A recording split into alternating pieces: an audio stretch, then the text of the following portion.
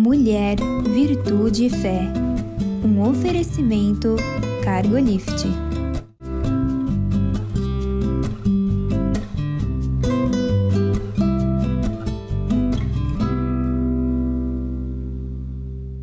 Olá, queridos. Olá, queridas. Sejam muito bem-vindos à nossa programação. Muito obrigada pela escolha, pela confiança que você tem em nós e desejar passarmos esse tempo juntos, não é, Eliane? Sim, que é muito bom, né, Mirtes? A gente tem sempre um assunto interessante, a gente dá boas risadas, às vezes o assunto é mais sério, mas sempre é muito bom. Hoje nós vamos falar sobre rompendo com o poder do passado. Né? E que poder, né, Mirtes? Que poder que o passado tem. Às vezes a gente carrega... Sabe, porque passado... Bom, o próprio tempo... Passado é um assunto que desperta interesse em todo mundo, né?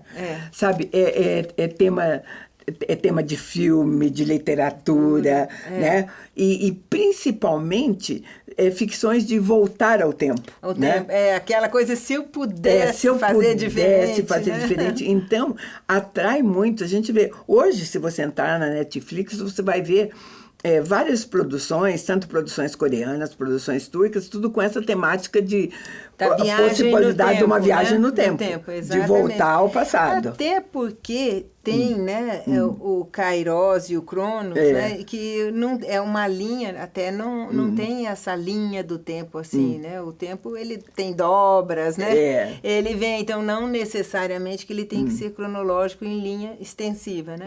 Mas é uma forma de nós vivermos, uma forma de nós vermos, né? Por exemplo, o Senhor do Tempo nunca vai ver o tempo de maneira linear. Né? Mas nós somos escravos de um calendário e de um relógio. Isso, e de um desenvolvimento físico, porque eu sou gerado no nascimento e tem um desenvolvimento. Um tempo para desenvolver. Isso, até morrer. Então a gente obedece, mas não existe só esse nosso tempo, né? Agora, se a gente, eu digo assim, vamos dar tratos à bola um pouquinho. Se a gente tivesse possibilidade de voltar no passado, não no nosso, no passado. Eu sempre digo assim, que momento da história você gostaria, assim, por curiosidade ou porque gostaria muito, o que você gostaria de ver? Ver. Bom, eu gosto muito daquele período anterior da Idade Média, porque a Idade Média sempre foi assim, muito cheia de repressão. A Idade das Trevas. Das trevas. E principalmente assim, se você pensasse de alguma forma diferente, mas certamente seria em torno ali da Inglaterra. Eu gosto muito dessa época. Ou em algum momento histórico, eu não sei. Por exemplo, nós brasileiros, será que alguém gostaria de estar aqui há 1500 e poucos anos atrás, quando chegaram as primeiras, né? Enfim, a gente sempre pode dar, né? Mas quanto ao nosso passado também, quantas pessoas demonstram uma vontade, expressam dizendo, se eu pudesse voltar naquele dia, né? Isso. Tem uns que queriam voltar até no dia do nascimento, né? Mas... que tiveram uma... Normalmente está atrelado, assim, a alguma coisa que não foi muito bacana. Isso. E que você, às vezes, se arrepende de alguma coisa, ou teria feito algo diferente para ser melhor, né? Para que não acontecesse uma catástrofe X ali, ou uma situação muito delicada, né? Mas, se a gente pudesse voltar, ótimo, eu teria umas coisas que eu mudaria. Claro, todo mundo seria um desejo assim, porque unânime, você mudaria o seu presente. Sim, você volta para mudar o seu presente, né? E mudaria o futuro também, porque, por exemplo, à medida em que eu faço alguma coisa diferente lá atrás, que o meu presente hoje seria diferente, automaticamente o futuro já está. Sabe? Então, mas conversa só, porque presente, passado e futuro só pertence a Deus. Aquele que criou o tempo, né? Que... Ele diz assim, olha, está lá em Apocalipse 1:8. Eu sou o Álfega e o Ômega, diz o Senhor Deus. Aquele que é, que era e que há de vir. Né? Por isso nós já chamamos ele de o Eterno, né? O Eterno, Todo-Poderoso. Todo-Poderoso. Né? E o Filho dele também, Hebreus 13:8 diz, Jesus Cristo, ontem e hoje, é o mesmo e o será para todo sempre. Imutável, né? Nós falamos sobre essa imutabilidade de Deus, é lindo, né? Então, queridos, o que resta, o que tem de concreto para nós é o hoje. É o presente. Sim. E já diz que é presente mesmo, né? Porque é maravilhoso a gente ter. Aí sim é legal, né? A gente, com a hipótese de poder mudar o passado, é uma hipótese e tal, mas aqui não, aqui é realidade. Eu posso fazer diferente. A realidade é ela. Eu posso fazer diferente. E tudo em nós, a nossa saúde mental, a nossa saúde espiritual, está voltada a essa consciência mesmo, tá? A realidade do hoje. Do hoje. Sabe? Exatamente. E claro que para isso eu tenho que aceitar algumas coisas que aconteceram no passado, não tem como. Isso. Principalmente se acalmar, né? Aceitar, entender por que foi, porque aí eu vou poder fazer diferente hoje, né? Vou poder fazer nesse hoje mais suave, com mais entendimento, com mais consciência, né? Sabe, você começa com aceitações muito simples. A primeira delas é que o tempo determinado é a história que você nasceu. Não adianta você pensar assim, adoraria ter vivido no século XVIII, ou queria ter nascido no tempo da minha... Não, você tem que aceitar que você nasceu num determinado tempo da história, naquela família, tá? Isso, naquele lugar, naquele país, porque essas coisas não podem ser mudadas. Não. Isso é passado, né? Isso. E são coisas que não podem mudar. Isso. De jeito Você nenhum. pode, o passado certamente não. O que a gente pode, assim, como nós falamos, viver bem o presente, ou pontuar bem, ou de fato você entender isso aqui, não me serve. Eu não vou ficar aqui, eu vou sair para o meu futuro ser diferente. Em relação futuro, sim, mas em relação ao passado, eu só posso mudar a minha maneira de encará-lo. Né? Isso eu posso. Isso. Porque uma coisa que a gente percebe é que quando a gente está tratando o passado, é que ele mexe muito com as pessoas quando ele foi dolorido, quando ele foi infeliz, quando ele não foi bom. Não foi bom, né? Exatamente. Quando ele trouxe alguma marca muito ruim, muito forte. Que você está colhendo consequências dele hoje. Né? E se foi muito bom também, a gente tem que tomar cuidado de não pra não morar lá, né? Não ficar preso lá e só ficar... Tem pessoas ainda que só falam de coisas. Eu lembro quando eu tinha isso. Até coisas materiais, quando eu tinha aquele carro, quando eu morava naquela casa. Que já isso, foi, né? já passou. Acabou, né? gente. Acabou, né? Passado, né? Nós vivemos mesmo um presente e por exemplo, Tiago, ele diz assim... Vocês não sabem o que vai acontecer amanhã. Então, o futuro também não existe para nós. Exatamente. Tá? Ele diz, a vida nossa é como uma neblina, é como um vaporzinho. Né? Agora, e passa rápido, acho que ele quer dizer isso também, né? Porque vapor é isso. Foi, acabou, é bem assim mesmo. Agora, para nós cristãos, nós sempre reforçamos isso, a nossa conversa é baseada em valores cristãos, mas para nós cristãos, e mesmo para pessoas incrédulas, tudo... feridas do passado, marcas do passado, dores do passado, sempre existem pessoas procurando resolvê-las hoje.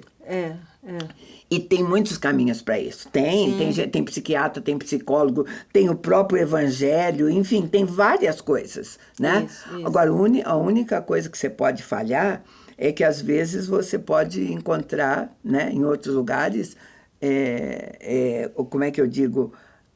uma coisa contrária às leis de Deus, né? A vontade de Deus. A gente sabe, o Saul fez isso, né? Foi procurar já na necromancia, em algumas outras coisas que realmente não tinha nada a Deus ver. E não pode. Né? Então, eu sei que para romper com o passado existem muitas fontes, mas algumas delas são completamente alheias à vontade de Deus, aquela permitida ali na Bíblia, né? Claro que o passado de uma pessoa mostra o presente dela. Sim. Ninguém duvida disso. Isso. Né? E ela, esquecendo assim, agressões, coisas que independem da pessoa.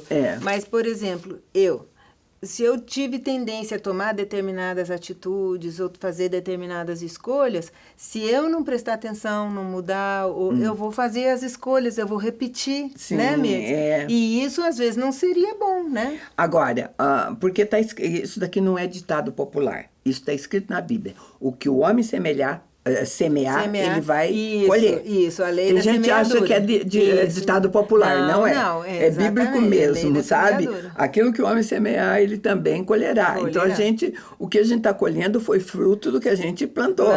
Né? Exatamente. E nós vamos encontrar na Bíblia, né? Porque nós estamos falando como romper, né, com esse ciclo, com coisas do passado que a gente não quer que repita, que não né? quer que repita, que não quer que afete o nosso presente, que nos faça mal, né? Isso. Tem pessoas que dizem assim, Deus podia ter pensado em apagar nossas lembranças. Só que a nossa memória não tem uma plaquinha de delete. Não é apagado. O que tua memória registrou, está lá. Está lá guardado. Um sistema mais ou menos assim. Tem algumas coisas que são muito fortes que a gente tem um branco mesmo. E às vezes não se lembra. Mas está lá no subconsciente, mas está lá. Isso que eu ia falar. E aí tem uma coisa perigosíssima, que são os gatilhos.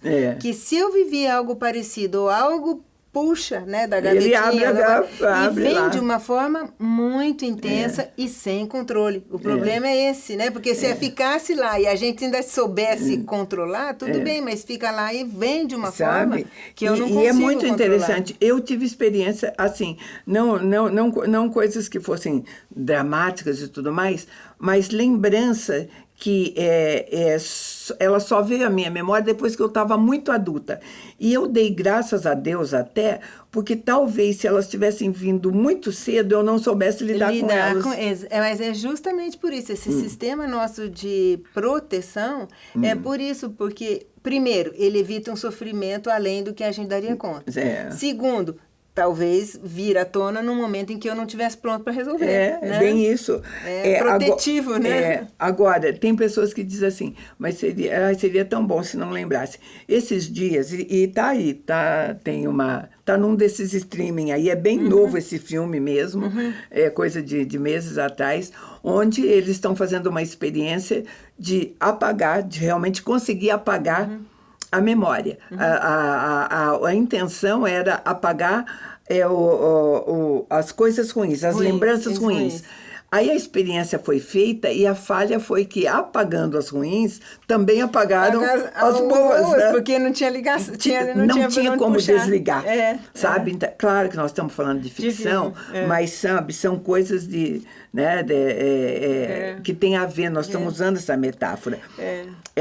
Então, o passado que a gente diz, o poder que ele tem, principalmente se ele foi doloroso, se ele teve feridas, tudo, você tem que aprender a lidar com ele, sabe? E tem que aprender pela palavra como Deus também nos ensina a lidar com essas coisas. Isso. Né? Uma aceitação, né, Mirtes? Porque se Deus permitiu que acontecesse com a gente, é porque algum motivo ele teve em deixar que acontecesse. Porque Deus é um Deus de amor, ele não iria ter prazer nesse sofrimento. Não. Então, para isso, queridos, nessa conversa, eu resolvi trazer duas verdades bíblicas, só duas, que vão nos ajudar a poder ir para o passado sem aquele sofrimento, desespero, e saber o que a gente pode tirar, fazer, né? Ou não, né? Porque o lugar dele é lá mesmo, né? Eu tenho que... Você tem que visitar a situação lá no passado, não é viver lá, é uma visita que você volta. Vai e volta. Né? Então, o que nós vamos fazer é isso, é trabalhar mesmo essas duas verdades que nos ajudam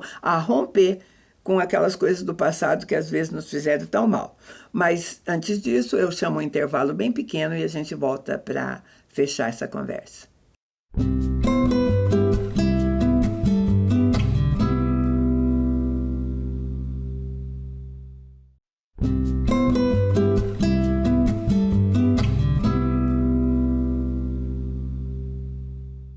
Estamos de volta. Nós estamos falando como romper com o passado e vamos apresentar, então, algumas verdades bíblicas.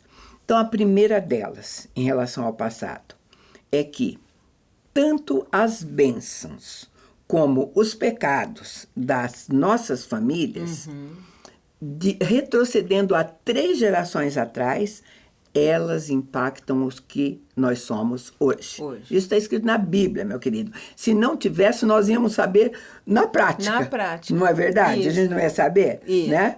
Porque sabe o quê? Por exemplo, você não tem na sua casa, às vezes, a pessoa que diz assim... Eliane, você faz isso igualzinho à tua mãe. Além de falarem que eu sou muito parecida com a minha mãe, eu realmente tenho assim, as coisas muito parecidas com ela. É verdade. E na parte científica também é verdade. Você vê que nós estamos estudando lá neurociência e tem claramente a epigenética, ela faz a alteração nos DNA, né? Nos telômeros. Então, vai mudar e mesmo. não é uma geração, não é só sua mãe. Só uma, não. Você pega o teu irmão, nós entre os irmãos falava assim, ó, você está fazendo igualzinho a Voleta, sabe? Já era na avó, né? Você pula para a avó. E daí, quando você está com a família estendida, maior e juntas, que é sempre uma possibilidade, às vezes a sua avó vai dizer assim, nossa, você puxou para minha mãe. Então, ela está falando para o bisneto dela, ela está se reportando a uma terceira geração. Exatamente. Né? E é isso que acontece. Né? E a Bíblia também, quando a Bíblia fala em família, ela nunca pensa na família nuclear. Né? É só no pai e filho. Pai e filho. Não. Antigamente viviam, né, em clãs. E os clãs da tribo, eles viviam juntos mesmo. É, né? A família estendida mesmo, sabe? É pais, avós, bisavós, porque é dessa maneira como é tratado. Então, nós temos duas maneiras de ser afetados. Nós somos afetados, sim, pelas circunstâncias, sim, não tem diretamente, como. Nossa, não tem como no social, não tem como cultural, social, né? Uma pessoa é sempre resultado da circunstância, cara. Você pode ver, pessoas que nascem em países que vivem em constante guerra, são afetados de maneira muito diferente do que a gente, né? Que conhece essa paz. Pessoas, por exemplo, também que vivem debaixo de regimes opressores, como é a Coreia do Norte, outros lugares assim, né? Então, tudo isso afeta. Mas a família afeta demais. Demais, diretamente. Essa é diretamente mesmo, sabe? E vou te falar mais, mesmo aqueles que saem muito cedo de casa, e às vezes saem até para fugir da família, né? Porque realmente não se identifica não se identificou, a coisa estava feia demais, não dava certo. Mesmo ele saindo aos 14, 15 anos, indo morar sozinho, ele vai carregar alguma coisa da família. E talvez seja até isso, depois que ajude a fazer a reconciliação, né?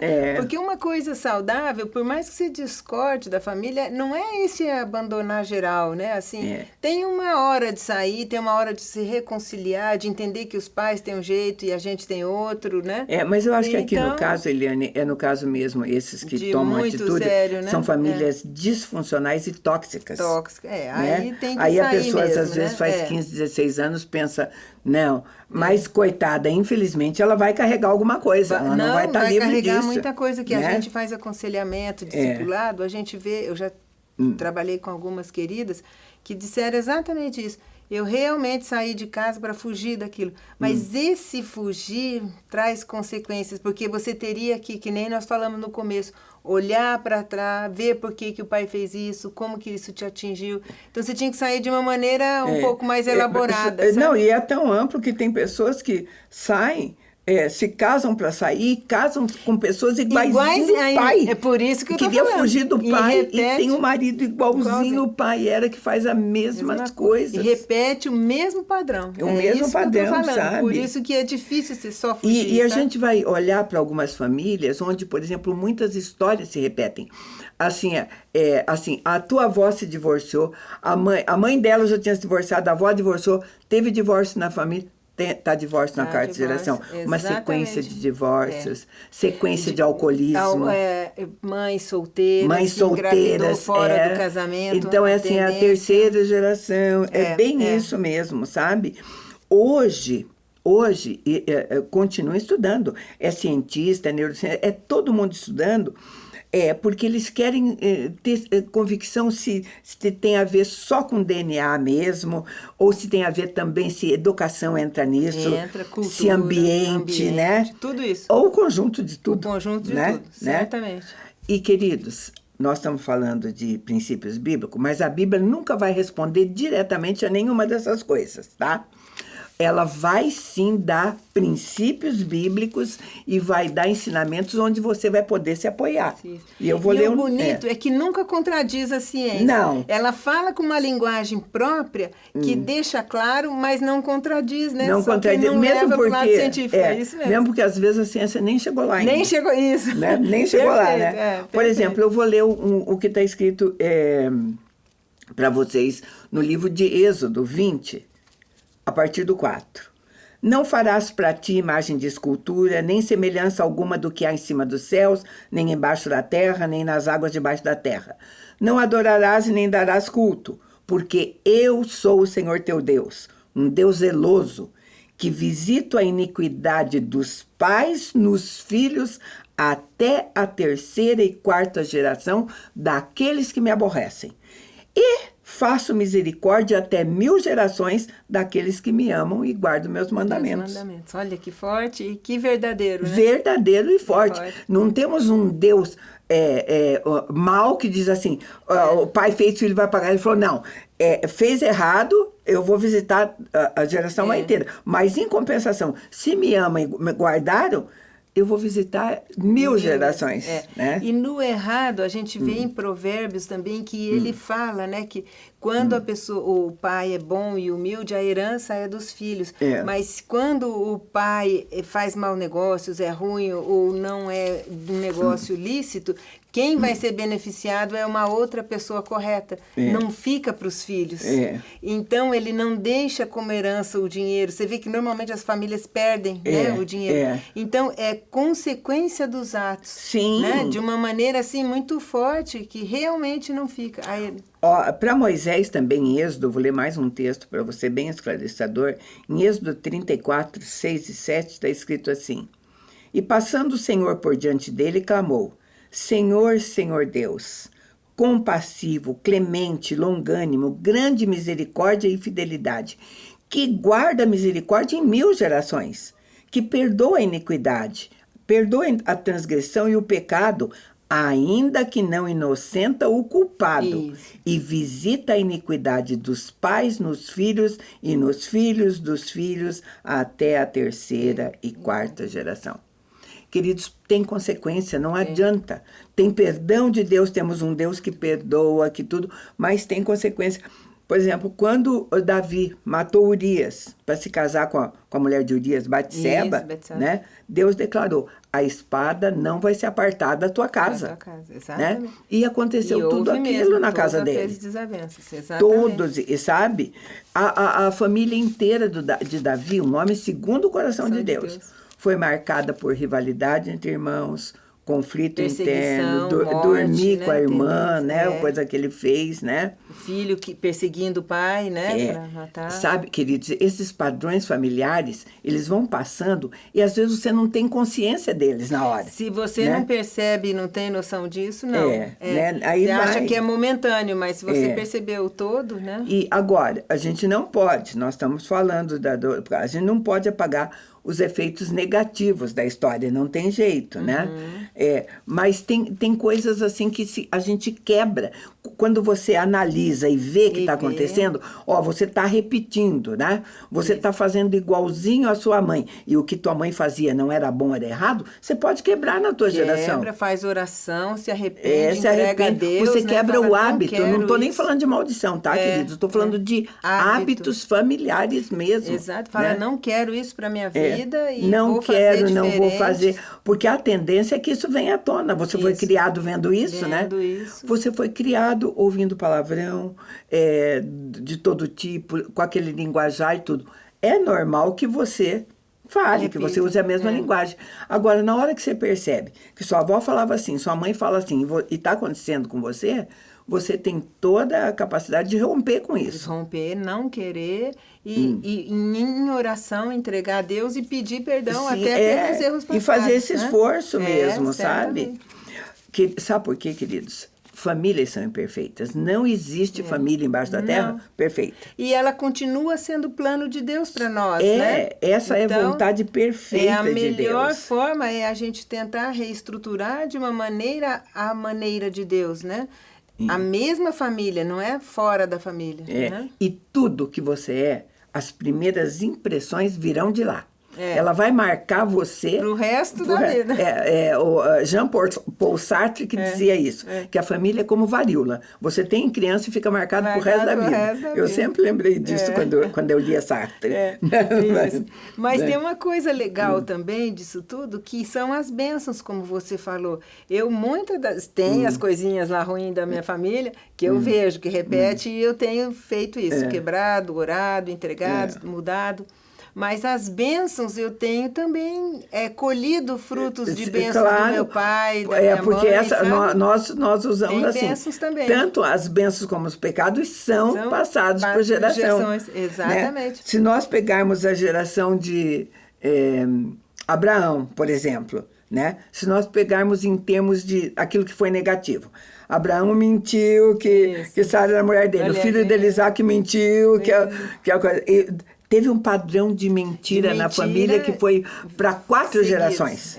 A gente vai ver em Jacó e José. José, né? Os irmãos. Mas teve padrão de bênção também. Porque Deus abençoou Abraão. Deus abençoou Isaac. Deus abençoou Jacó. Mentiroso que só, né? No padrão de mentira, mas que se arrependeu, teve um encontro com Deus. Nossa, quando ele, ainda como pecador, passou pelo né, o rio lá pelo Jaboque, ele tinha só um cajadinho. Quando ele voltou, ele tinha mulher, filho gado, tudo. Foi bênção. Foi bênção. Então... E mesmo quando ele ainda estava meio que para lá no pecado, quando né, no sogro dele lá, que ele trabalhou para o sogro e tudo, ele era muito abençoado, porque as ovelhas, o rebanho dele crescia muito mais. Então, dentro de um contexto, Deus nunca tirou as bênçãos, As gerações herdam essas coisas, tanto bênçãos quanto pecado. Para isso você precisa estar atento. Por exemplo, predileção na família, a gente vai ver. Né? Abraão, queira ou não, o primeiro que veio foi Ismael. Ele andava com o menino, ficou 13 anos lá e tudo mais. Tinha né? um relacionamento íntimo com ele. Isaac descaradamente favoreceu Esaú. E Rebeca ficou com o Jacó. Né? Jacó, né? Favoreceu José, o filho predileto. E depois que José desapareceu, favoreceu Benjamim. Então, é assim, a família é marcada por predileções. Que família que a gente não conhece que não tem isso, né? Não tem isso. Até por uma questão razoável, assim, é mais fácil você se relacionar com aquele que você tem mais afinidade, ou você se relaciona com mais afinidade com quem você é mais fácil de relacionamento, né? Que pode gerar no outro, como o filho pródigo, um certo ciúme, né? São coisas que precisam ser tratadas.